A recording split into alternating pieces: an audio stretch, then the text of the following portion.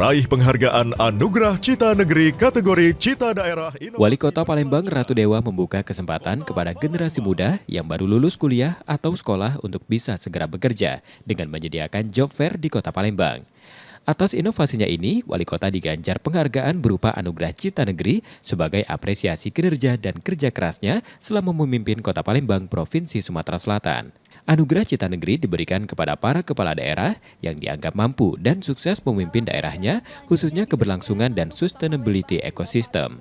Terima kasih banyak buat Kompas TV ya dengan jajarannya dalam program Anugerah Cita Negeri. Terus yang kedua, penghargaan ini adalah buat warga Palembang, Wong Palembang. Saya persembahkan ini kaitan dengan inovasi SDG ya, Sustainable Development Goal, khususnya masalah ketenaga kerjaan.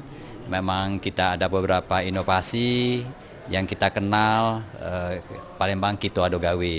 Belum lagi kemarin saya ketika diadakan job fair, biasanya 1 tahun sekali, saya minta 2 tahun sekali. Alhamdulillah peminatnya luar biasa, membludak, dan insya Allah 8 bulan lebih saya diberi amanah ini. Sekali lagi saya minta dukungannya buat warga Palembang, Sumatera Selatan, bahkan nasional.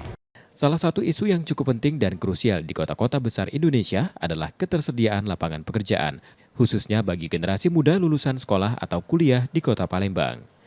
Segala sektor yang ada dan memiliki banyak permasalahan di Kota Palembang satu persatu akan diperbaiki, termasuk isu pendidikan dan edukasi kepada generasi muda Kota Palembang.